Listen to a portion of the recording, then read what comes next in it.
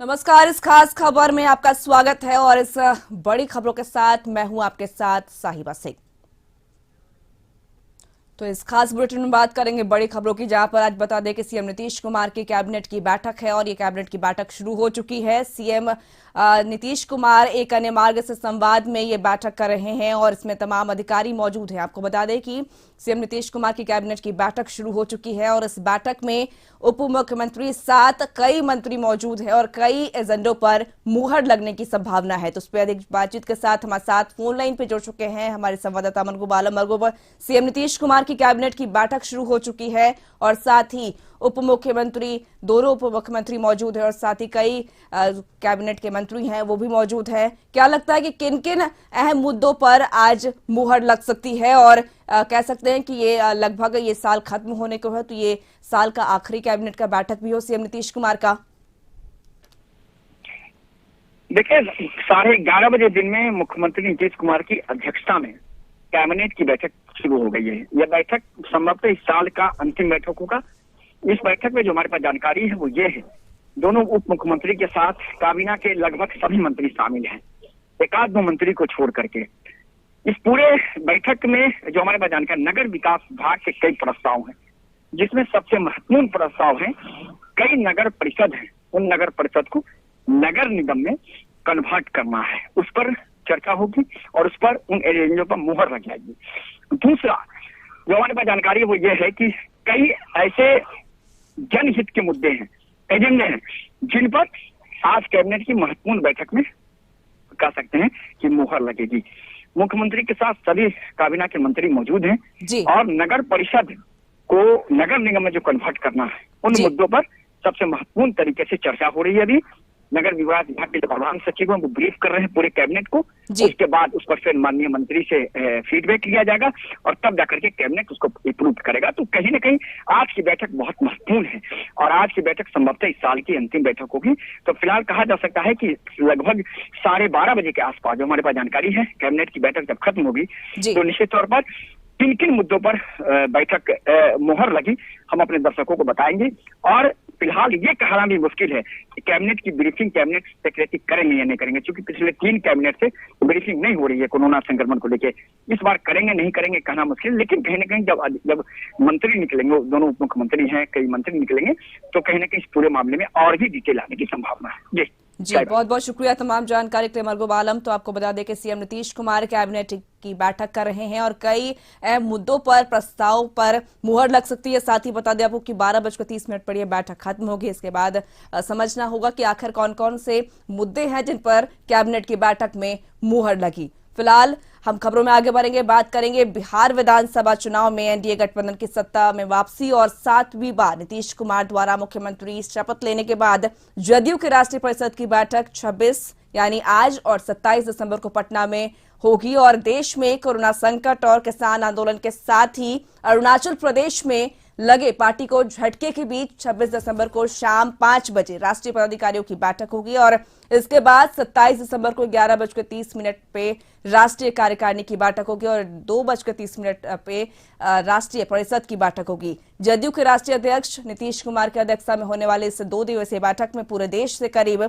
225 सदस्यों के शामिल होने की संभावना है, जिसमें पार्टी के प्रधान महासचिव केसी त्यागी, संसदीय दल के नेता और संगठन के महासचिव आरसीपी सिंह, पार्टी के वरिष्ठ नेता और जदयू के प्रदेश अध्यक्ष वशिष्ठ नारायण सिंह, विजेंद्र प्रसाद यादव, ललन सिंह, विजय कुमार चौधरी के अलावे कई बड़े नेता और सभी सांसद और विधायक शामिल होंगे। बता दें आपको कि अरुणाचल प्रदेश में पार्टी के 6 विधायकों का पाला बदलने से और उन्हें बीजेपी में शामिल होने के बाद लगे झटके के बीच हो रही इस बैठक में अरुणाचल से बचे एक विधायक के अलावे दिल्ली, जम्मू कश्मीर, झारखंड समेत अनेक प्रदेशों के अध्यक्ष समेत अनेक नेताओं के शामिल होने की संभावना है।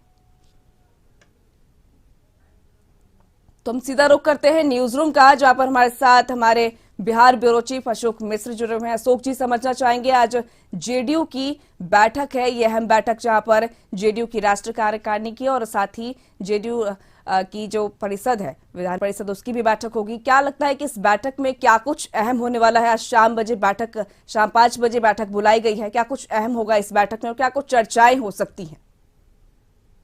साहिबा, लगातार आप कह सकते हैं कि चौथी बार मुख्यमंत्री नीतीश कुमार का कार्यकाल आया और 7वीं बार नीतीश कुमार ने मुख्यमंत्री पद की शपथ ली है।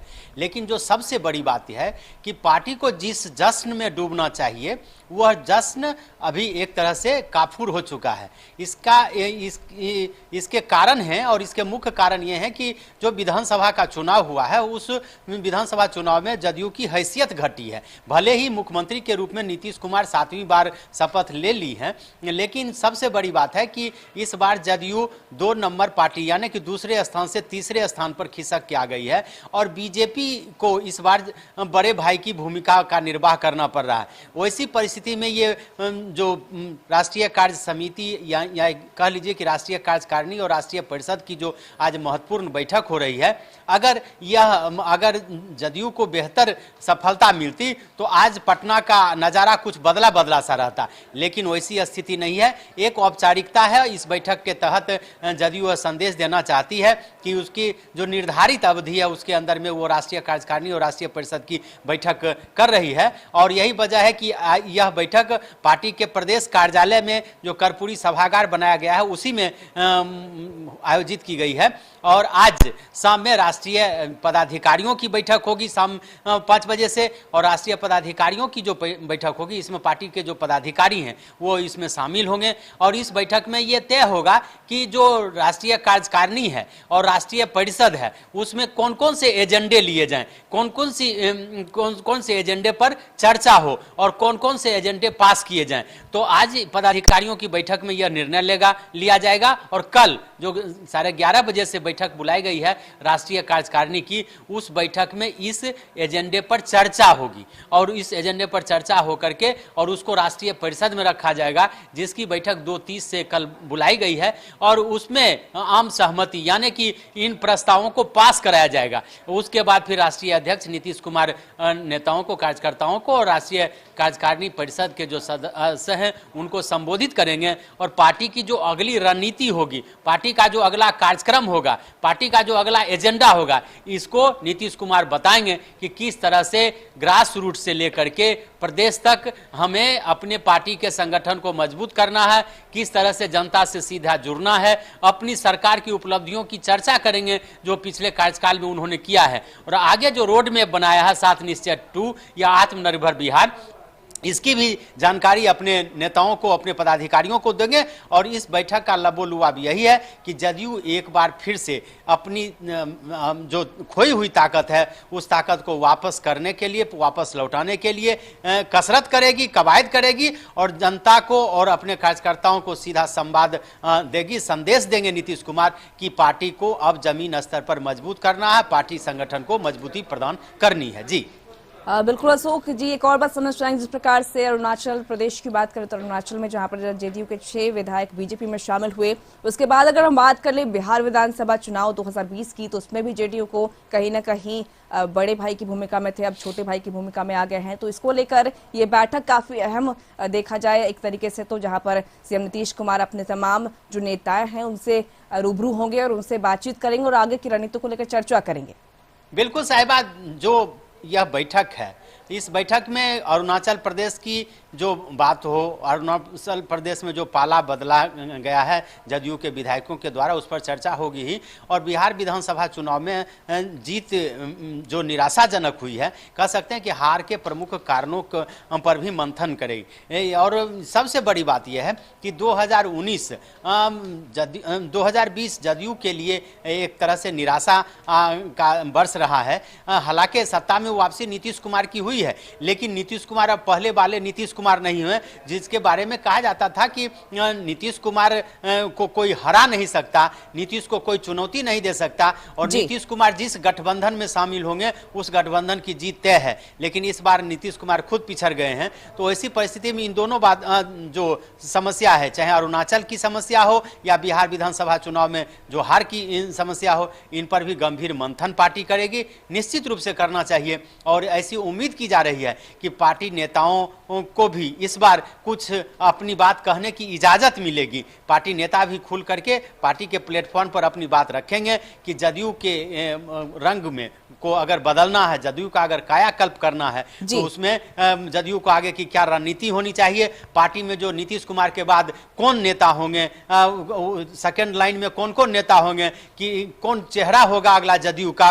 और फिर जिस तरह से सहयोगी दल होने के बावजूद भी बीजेपी ने जदयू को एक तरह से कहिए कि मात दी है, अरुणाचल प्रदेश के माध्यम से एक बड़ा झटका दिया है। इस झटके से उबरने के लिए जदयू की अगली रणनीति क्या होगी, बीजेपी के खिलाफ स्टैंड लेना चाहिए या नहीं लेना चाहिए, जब अरुणाचल के गम को भूल करके बिहार में बीजेपी के साथ सरकार का कदम बढ़ना चाहिए, इन सारी बातों पर गंभीर मंथन होने की संभावना है। और निश्चित रूप से जदयू इस पर मंथन करेगी और फिर आगे कोई न कोई ऐसा रास्ता निकालने की कोशिश पार्टी के नेता करेंगे ताकि आगे जो भी चुनाव आए उस चुनाव में जदयू का बेहतर परफॉर्मेंस हो सके। जी बिल्कुल, आगे जदयू की बेहतर परफॉर्मेंस हो सके, इसको लेकर ये बैठक बुलाई गई। फिलहाल बहुत बहुत शुक्रिया तमाम बातचीत के लिए। तो आपको बता दें जेडीयू की 2 दिवसीय बैठक, और ये बैठक काफी अहम, क्योंकि जहां पर जेडीयू आज शाम 5 बजे भी बैठक करेगी और फिर 27 को भी 2 बैठकें हैं, और देखना हो कि बैठक में क्या कुछ अहम होता है, क्या कुछ अहम चर्चाएं होती हैं। फिलहाल बता दें आपको कि देश भर से पार्टी के नेता जुटेंगे और इसके बाद सीएम नीतीश कुमार की अध्यक्षता में बैठक होगी। फिलहाल यहाँ रुकेंगे छोटे से ब्रेक के लिए।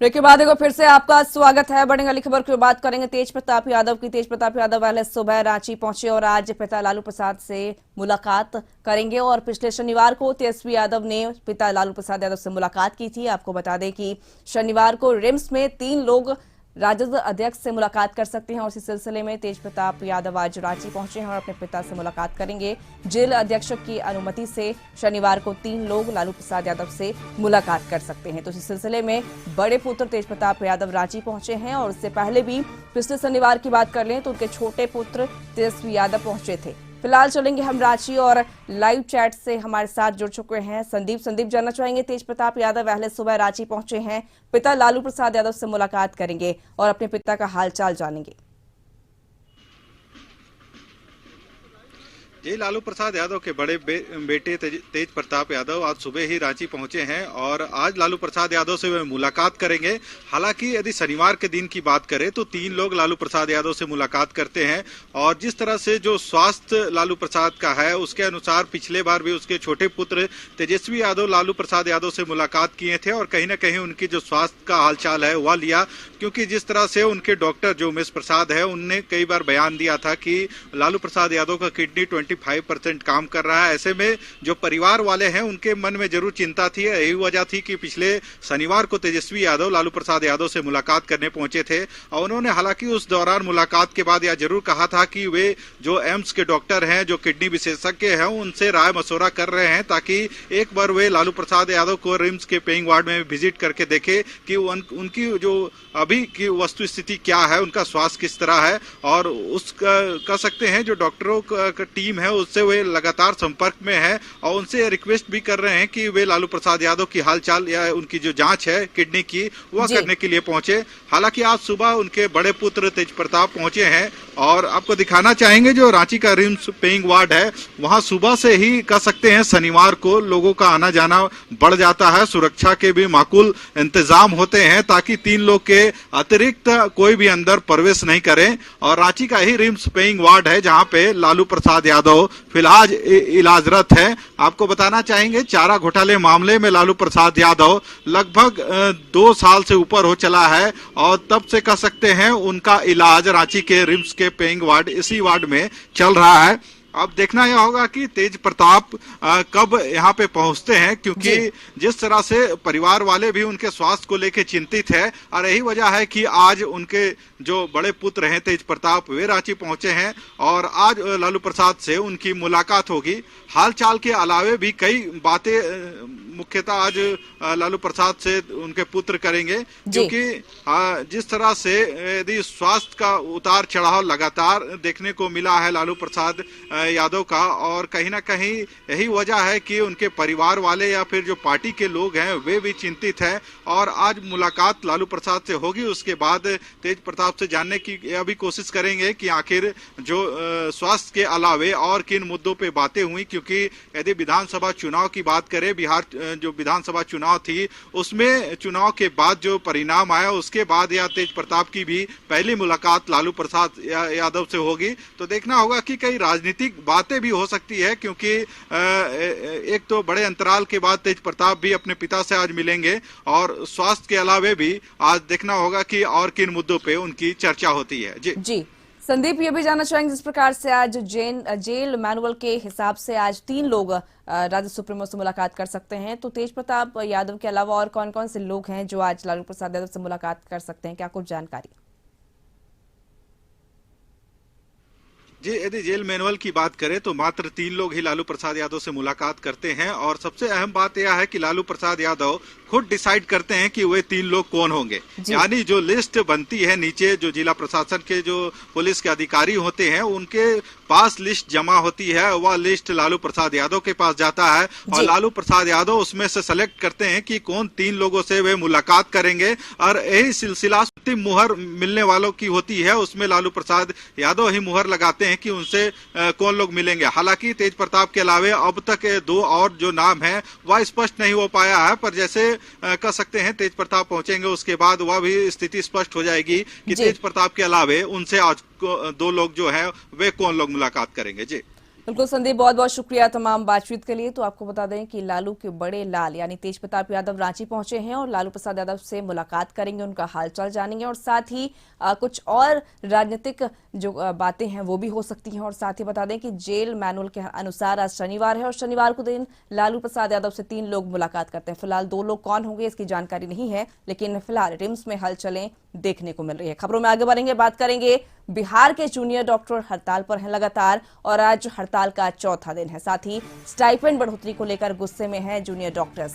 और इससे पहले भी बता दें आपको कि कल जहां देर शाम ये चेतावनी दी गई थी डॉक्टर्स को कि वो काम पर वापस आए, नहीं तो नो वर्क नो पे हो जाएंगे, और साथ ही स्टाइपेंड की जो बढ़ोतरी की मांग है उनमें भी कटौती होगी। फिलहाल हम सीधा रुख करते हैं अपने संवाददाता मिसाल से, जो इस वक्त हमारे साथ फोन लाइन पे जुड़ चुके हैं। मिसाल, जानना चाहेंगे बिहार के जूनियर डॉक्टर्स हड़ताल पर हैं और अब तक उनकी मांगों को लेकर अब तक सरकार ने कुछ बातचीत नहीं की है, कब तक वो अपनी मांगों पर अड़े रहेंगे, कब तक ये हड़ताल जारी रहेगी, और इसको लेकर स्वास्थ्य सेवाएं काफी प्रभावित हो रही हैं? मिसाल देखिए, बिल्कुल यहाँ बातचीत तो नहीं की जा रही है जूनियर डॉक्टर से, हालांकि चेतावनी जरूर दी जा रही है। यही वजह है कि जूनियर डॉक्टर में और भी ज्यादा जो है वो आक्रोश देखने को मिल रहा है। और आज 4था दिन है और जाहिर सी बात है कि शुरुआत पहले दिन से ही जो है वो असर दिखने को लगा था, स्वास्थ्य व्यवस्था जो थी वो चरमराने लगी थी, और अब 4था दिन है और स्थिति और भी बद से बदतर होती जा रही है। ऐसे में स्वास्थ्य विभाग को जल्द से जल्द जरूरत है बातचीत के जरिए किसी तरीके से हल निकालने का, क्योंकि अगर आप चेतावनी देते हैं और जोर जबरदस्ती करते हैं तो मामला और भी ज्यादा बिगड़ सकता है। हालांकि इस पूरे मामले को लेकर जेडीए की बैठक भी होगी दोपहर में, और तमाम जो डॉक्टर्स हैं वो भी अपनी तरफ से जो है आगे को रणनीति को लेकर जो है विचार विमर्श करेंगे। लेकिन इस बीच में कोशिश ये भी रहेगी कि बातचीत किसी तरीके से जो है वो की जा सके सरकार से। हालांकि सरकार की तरफ से अभी तक बातचीत का किसी तरह का जो है वो फिलहाल न्योता नहीं दिया गया है, और जूनियर डॉक्टर हड़ताल पे हैं, लगातार अभी हड़ताल जारी है। और अगर बात पटना के पीएमसीएच की करें तो यहाँ पे स्थिति जो है धीरे धीरे वो बिगड़ती नजर आ रही है, क्योंकि यहाँ पे जो भी सीनियर डॉक्टर्स हैं उनके बदौलत जो है इलाज की जो है व्यवस्था वो की जा रही है, लेकिन रोजाना जो ऑपरेशन होते तो वो नहीं हो पा रहे हैं। ओपीडी में जो लोग जितनी बड़ी संख्या में लोग दिखाने आते तो उनको नहीं देखा जा रहा है। इमरजेंसी पे भी इसका असर अब देखने को मिल रहा है। तो जाहिर सी बात है कि मरीज परेशान है, लोग परेशान है, और इस परेशानी के बीच में जो स्थिति और भी ज्यादा बिगड़ती जा रही है। तो जल्द से जल्द जूनियर डॉक्टर के साथ बातचीत करके मामले को जो है सुलझाया जा सके, क्योंकि जूनियर डॉक्टर के सपोर्ट में देखिए तमाम जो रेजिडेंट डॉक्टर सीनियर डॉक्टर हैं वो भी अब इनके सपोर्ट में आ चुके हैं, मौखिक इन्होंने समर्थन दे दिया है। आईएमए की तरफ से भी इनकी मांग को जायज बताया जा चुका है। तो धीरे धीरे तमाम लोग जो है एकजुट होते जा रहे हैं। जैसे जैसे समय बीतेगा स्थिति और भी ज्यादा बिगड़ती जाएगी, भयावह होती जाएगी, और इसका सारा खामियाजा जो है वो बिहार की जनता को भुगतना पड़ेगा। मिसाल एक और बात समझ जाएंगे, जिस प्रकार से जूनियर डॉक्टर लगातार हड़ताल पर हैं और चौथा दिन है आज। इसको लेकर पहले भी स्वास्थ्य मंत्री मंगल पांडे ने भी कहा था, आग्रह किया था कि काम पर वापस लौट जाएं, और इसके बाद अश्विनी चौबे ने भी उनसे आग्रह किया था कि उनकी मांगों को लेकर बातचीत होगी, वो काम पर वापस आ जाएं। और उसके बाद देर शाम तक जहां चेतावनी भी दी गई कि अगर वापस नहीं आते हैं तो उन्हें नो वर्क नो पे कर दिया जाएगा। तो कहीं ना कहीं गुस्से में है जूनियर डॉक्टर, और क्या लगता है कि आज उनकी बातचीत संभव है किसी अधिकारी से या स्वास्थ्य विभाग के किसी अधिकारी से, ताकि उनकी जो मांग है उस पर बातचीत हो सके और आगे जो हड़ताल है वो खत्म हो सके? देखिए, जहाँ तक बात है बातचीत की, तो बातचीत के लिए जूनियर डॉक्टर तैयार हैं अपनी तरफ से, और वो भी चाहते हैं कि बातचीत के जरिए जो है मामले को सुलझाया जा सके और उनकी मांगों को पूरा किया जा सके। लेकिन सिर्फ आश्वासन से बात यहाँ नहीं बनने वाली। साफ कर दिया गया है कि उन्हें लिखित आश्वासन चाहिए, सिर्फ बोलने मात्र से जो है उनके जो मांगे हैं वो वापस नहीं ली जाएंगी। और जाहिर सी बात है कि एक बात इसमें जरूर की गई है जूनियर डॉक्टर की तरफ से, कोविड के जो मरीज है, कोविड को लेकर जो वहाँ पर व्यवस्थाएं उनको बाधित नहीं किया जा रहा है, लेकिन तमाम जो इलाज की व्यवस्था है उनको जरूर बाधित किया जा रहा है। बिहार के तमाम स्वास्थ्य केंद्रों पे या अस्पताल जो है वहाँ पे भी इसी तरह की स्थिति देखने को मिल रही है। जहाँ तक आज की बात रही, तो आज इंतजार रहेगा जूनियर डॉक्टरों की सरकार की तरफ से जो है, स्वास्थ्य विभाग की तरफ से जो है, क्या कुछ वार्ता के लिए क्या कोई कॉल आती है या नहीं आती है, क्योंकि अभी तक फिलहाल कॉल तो नहीं आई है, लेकिन आग्रह और चेतावनी जरूर दी जा चुकी है। एक तरफ आग्रह भी किया जा रहा है और दूसरी तरफ चेतावनी भी दी जा रही है। तो कहीं ना कहीं ये दोहरा रवैया जिस तरीके से अपनाया जा रहा है, इसको लेकर भी जूनियर डॉक्टर आक्रोशित। इनकी साफ मांग है कि स्टाइपेंड बढ़ाया जाए, और इसके अलावा जो है इनकी और कोई मांग नहीं, क्योंकि इसके पहले भी कई दफा जूनियर डॉक्टर हड़ताल पे गए हुए हैं, लेकिन इस दौरान जो है उनकी ये मांगे नहीं रहती थी। वो सुरक्षा को लेकर जो भी मारपीट होती थी प्रजनों में, उसको लेकर डॉक्टर्स हड़ताल पे जाते थे। लेकिन इस दफा स्टाइपेंड की मांग की जा रही, जो पिछले काफी लंबे समय से लंबित है। ऐसा नहीं कि कोई नई बिल्कुल मांग मिसाल। फिलहाल बहुत बहुत शुक्रिया तमाम जानकारी के लिए। तो आपको बता दें कि जूनियर डॉक्टर्स का हड़ताल का चौथा दिन, और लगातार स्वास्थ्य सेवाएं पूरी तरीके से प्रभावित हो चुकी हैं, और साथ ही एक तरफ जहां पर सरकार द्वारा, स्वास्थ्य विभाग द्वारा जहां पर एक तरफ आग्रह किया जा रहा है कि वो काम पर वापस आए, दूसरी तरफ उन्हें चेतावनी भी दी जा रही है। फिलहाल खबरों में आगे बढ़ेंगे, बात करेंगे गिरिडीह की, जहां पर गिरिडीह में पुलिस को बड़ी सफलता हाथ लगी है और AK-47 और कार्बाइन के साथ इनामी नक्सली प्रशांत मांझी गिरफ्तार किया गया। CRPF कैंप पर हमला किया गया और हिरासत में लिए गए संदिग्धों से पुलिस पूछताछ कर रही है। तो इस पर अधिक जानकारी के साथ हमारे साथ गिरिडीह संवाददाता श्रीकांत जुड़ चुके हैं। श्रीकांत, जानना चाहेंगे, गिरिडीह में पुलिस को बड़ी सफलता हाथ लगी, जहां पर AK-47 और कार्बाइन के साथ इनामी नक्सली प्रशांत मांझी को गिरफ्तार किया है पुलिस ने।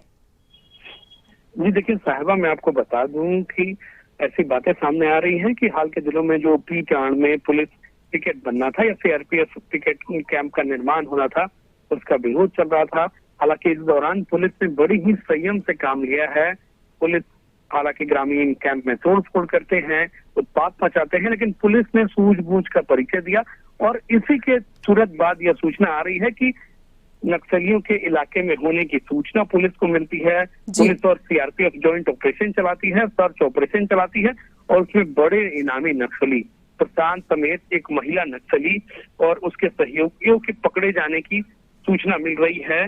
बताया जा रहा है कि प्रशांत का पकड़ा जाना, अगर वह वही प्रशांत है, तो कई मायनों में महत्वपूर्ण है और कई बड़ी जानकारी पुलिस को और CRPF को इससे हाथ लग सकती है। सूचना मिल रही है कि एक AK-47 और एक कार्बाइन की भी बरामदगी की गई है, लेकिन हालांकि इसमें पुलिस के अधिकारी कुछ भी बोलने से परहेज कर रहे हैं। आधिकारिक पुष्टि नहीं की गई है, लेकिन सूत्रों के हवाले से यह खबर आ रही है कि अगर यह वही प्रशांत मांझी है तो कई अहम जानकारियां जो हैं वो मिल सकती हैं। लेकिन इलाके में यह जो मामला है, अभी जो पुलिस को सफलता मिली है, उसकी चर्चा जोरों पर है कि प्रशांत के समेत और भी उसके सहयोगी नक्सली पकड़े गए हैं और पुलिस लगातार उनसे पूछताछ कर रही है। हालांकि कोई भी अधिकारी ने इसकी पुष्टि नहीं की है अभी तक। बिल्कुल, बहुत बहुत शुक्रिया तमाम जानकारी पर श्रीकांत। तो आपको बता दें कि गिरिडीह में नक्सलियों की जो कहेंगे मंसूबे पे पानी फिर चुका है, पुलिस को बड़ी कामयाबी मिली है, जहां पर पुलिस ने AK-47 सहित नक्सली को भी गिरफ्तार किया।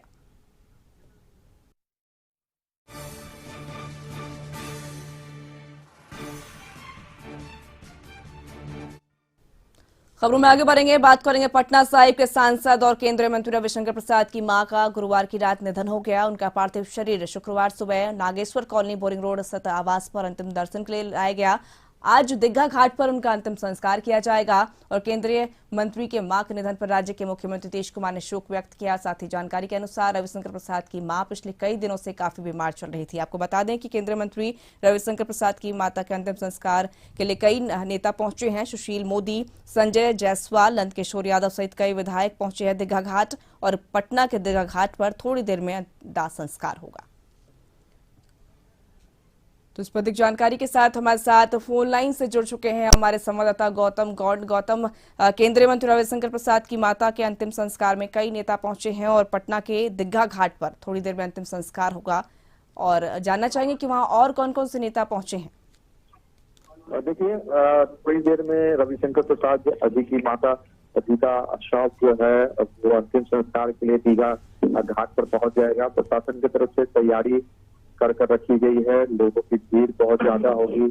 रविशंकर प्रसाद सांसद भी हैं पटना साहिब के और केंद्रीय मंत्री भी हैं, तो बहुत ही जो कहा जा सकता है कि जनता से उनका जुड़ाव है। बहुत ही लोगों के बीच में जो कहा जाता है कि प्रचलित नेता के रूप में है और जिस तरह से बीजेपी में उनकी एक छवि है, तो पार्टी के तमाम बड़े चेहरे जो बिहार प्रदेश के हैं वो पहुंचेंगे, विधायक पहुंचेंगे, मंत्री स्तर के जो पार्टी के नेता हैं वो पहुंचेंगे। कैबिनेट की बैठक बिहार की चल रही है, इसको लेकर थोड़ी सी देर हो रही है। दोनों डिप्टी सीएम फिर पहुंचने की भी जानकारी मिल रही है, सूत्रों के अलावा जानकारी दी जा रही है और जो विभाग के मंत्री है जो बीजेपी कोटा से वो भी आएंगे। और अभी तक जो लोग पहुंचे हैं उसमें रविशंकर प्रसाद के माता के अंतिम संस्कार कार्यक्रम में सम्मिलित होने के लिए संजय जायसवाल बीजेपी प्रदेश अध्यक्ष है और बिहार के पूर्व डिप्टी सीएम सुशील कुमार मोदी और वर्तमान सांसद जो है वो सुशील कुमार मोदी वहां पहुंचे हुए। नंदकिशोर यादव पूर्व मंत्री और वर्तमान विधायक है वो दीघा घाट पहुंच गए हैं और इंतजार कर रहे हैं, क्योंकि देखिए कार्यक्रम जो है वहां पर जो अंतिम संस्कार का होगा उसमें सभी लोग सम्मिलित होंगे और जो संभावनाएं जताई जा रही है कि मुख्यमंत्री भी सम्मिलित हो सकते हैं, इससे ये संभावना है। अभी इस पर कोई आधिकारिक जानकारी नहीं है, मगर जिस तरह से बीजेपी और जेडीयू की यहाँ पर सरकार है, जेडीयू गठबंधन है, तो जो दोनों पार्टियों से बड़े बड़े चेहरे यहाँ पे इस कार्यक्रम पूरा दिन कल का जो रहा है रविशंकर प्रसाद के घर पर लोगों का अंतिम दर्शन के लिए आने का तांता लगा हुआ था। रविशंकर प्रसाद इस पूरे समय अपने घर पर ही मौजूद थे, परिवार के लोग वहाँ पर मौजूद थे और अन्य लोग जो रविशंकर प्रसाद से काफी नजदीक है, उनके कार्यकर्ता हैं, पार्टी से जुड़े हुए समाज के बुद्धिजीवी लोग हैं, वो लोग सभी लोग वहाँ पहुंचे थे। आज भी उम्मीद यही है, प्रशासन ने भी तैयारी करके रखी हुई है कि लोगों की भीड़ वहाँ पहुंचेगा तो उसे कंट्रोल करते हुए पूरा कार्यक्रम संपन्न। जी, बहुत बहुत शुक्रिया तमाम जानकारी के लिए गौतम। तो आपको बता दें कि केंद्रीय मंत्री रविशंकर प्रसाद की मां का आज पटना के दीघा घाट में अंतिम संस्कार होगा। कई नेता पहुंच चुके हैं और साथ ही बता दें कि सीएम नीतीश कुमार कैबिनेट की बैठक कर रहे हैं। इसी को लेकर थोड़ी सी देरी हो रही है और थोड़ी देर बाद केंद्रीय मंत्री की मां का अंतिम संस्कार दीघा घाट पर होगा। फिलहाल इस बुलेटिन में बस इतना ही। आप बने रहें कशिश न्यूज के साथ। नमस्कार।